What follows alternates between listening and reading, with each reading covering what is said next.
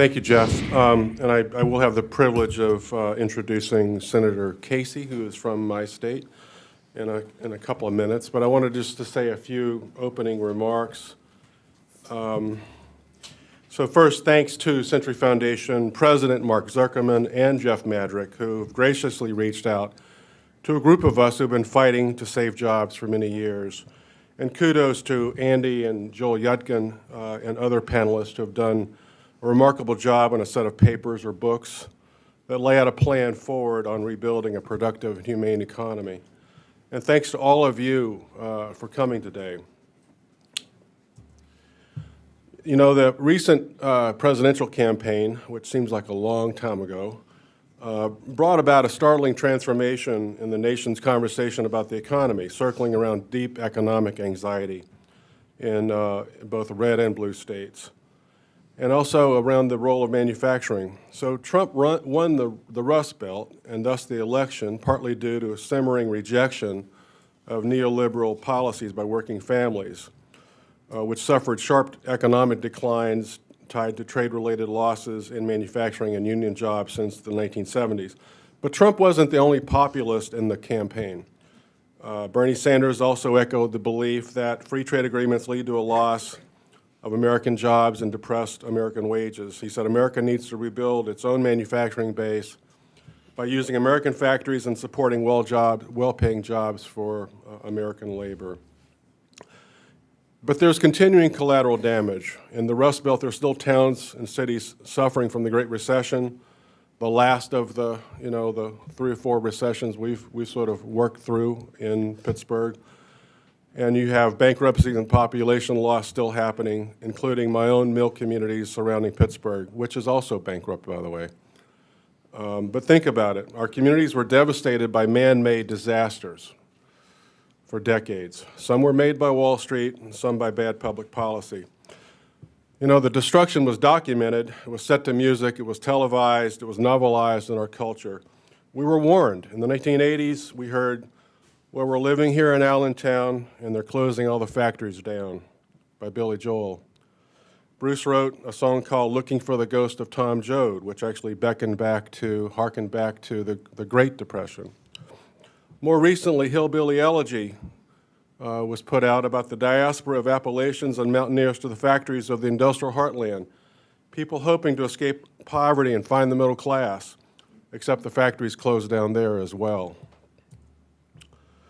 So our country needs to turn not just to industry for its solutions or its silver bullet, but it needs to turn to its partners and stakeholders, including unions and communities, if we're serious about rebuilding the economy.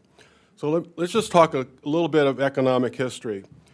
Faced with a severe recession and restructuring in steel in the 1980s, Lynn Williams, president of the Steelworkers, deployed labor-friendly investment banks to restructure parts of the industry through defensive buyouts and through other strategies. They got very good at what they did. These strategies often worked because workers were empowered to participate in ownership or production. Other unions, such as the Machinists Union and the pilots, followed suit. By the mid-90s, USW's Leo Gerard, who is currently president, the AFL-CIO, and our organization, the SVA, assembled the Heartland Labor Capital Network and commissioned the first of many books asking how the labor movement might harness the power of pension funds to rebuild America. This work followed on the half-century success of housing trusts, which were started after a meeting of the minds between Martin Luther King and labor leader George Meany in 1960. Our efforts helped to capitalize KPS Capital Partners, which respected workers' rights and sought to provide a voice for workers as stakeholders in the company. This initiative gained ground in the last 2 decades and was similar to vehicles that were set up in Quebec and Australia and around the world, where unions established investment managers to invest in industries, infrastructure, renewable energy, and other responsible alternatives. Ron Bloom, by the way, who came out of the group that was formed around KPS, went on to help save the auto industry as a leader of Obama's AutoZar program. So Jeff talked about the advances made in our nation's infrastructure by our governments in the past. In addition to public and private investors, our pension funds invested in many of these advances in the last half of the 20th century. Our money, workers' capital, saved by teachers, electricians, steelworkers, firefighters, hotel workers, and other employees, seeded earth-changing innovative industries, the solar panels industry for one.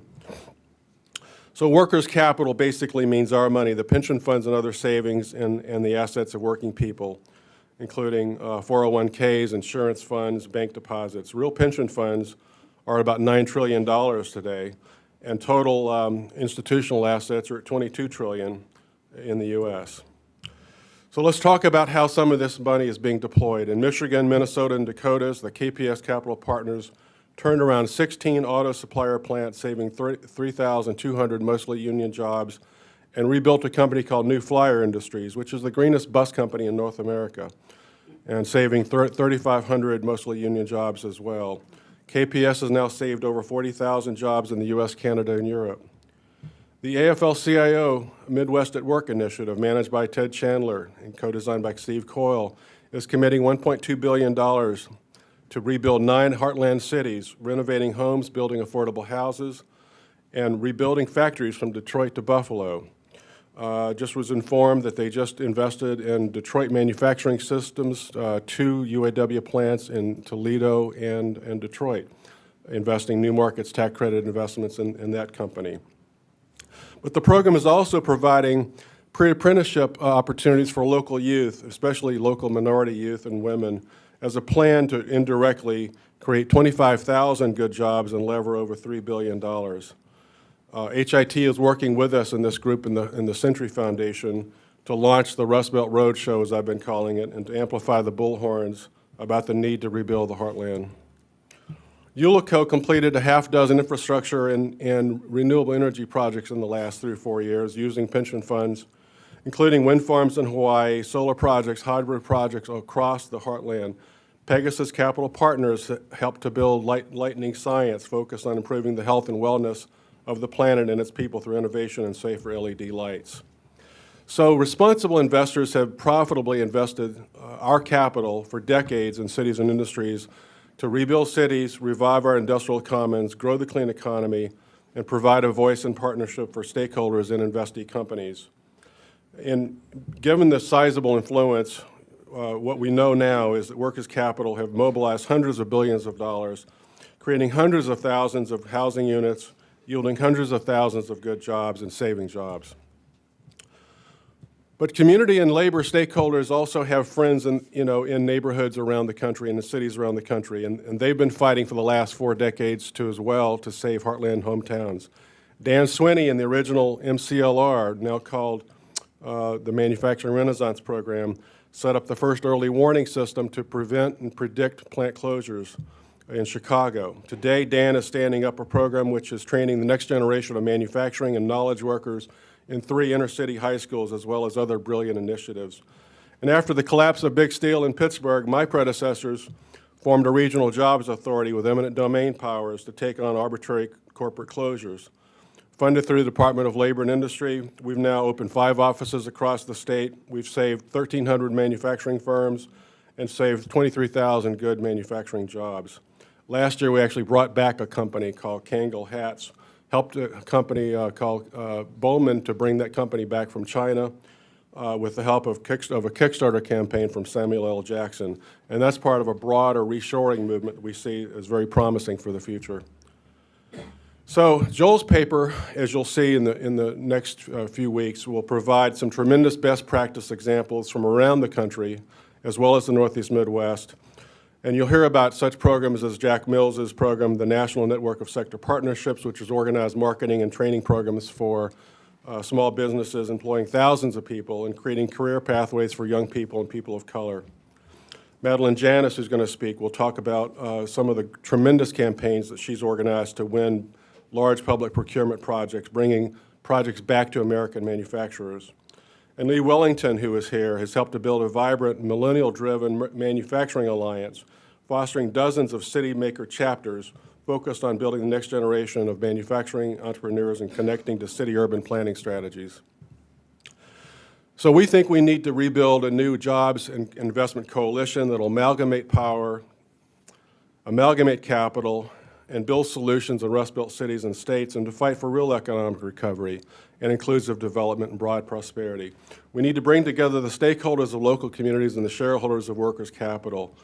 I've already talked about some of the things we should be doing: restoring and reshoring the manufacturing job space, rebuilding affordable housing in the built environment, repairing and rebuilding the infrastructure, growing the clean economy, and making the boss accountable. So you'll hear, as we roll this program out over the next year with the gracious support of the Century Foundation, a number of different elements of the initiative, including convening roadshows and roundtable events, fostering best practices and bringing some of those practices to scale, educating policy leaders, practitioners, and capital stewards, the people actually making decisions about spending money, and communicating best practices and economic innovation and responsible investments. So in summary, here's what we want. We want a fair, inclusive, productive economy for all. We want a policy and knowledge shop that focuses on the twin imperatives of resisting bad policy and pushing forward on good policy. We want economic activism, direct action and public interventions to save jobs and to prevent economic harm and to create responsible jobs growth. We want a standing community of practice, basically, to help places where help is not available right now. I think of this as a Commonwealth coalition, and to me, in order to build a coalition, a Commonwealth coalition, all we need to do is show up.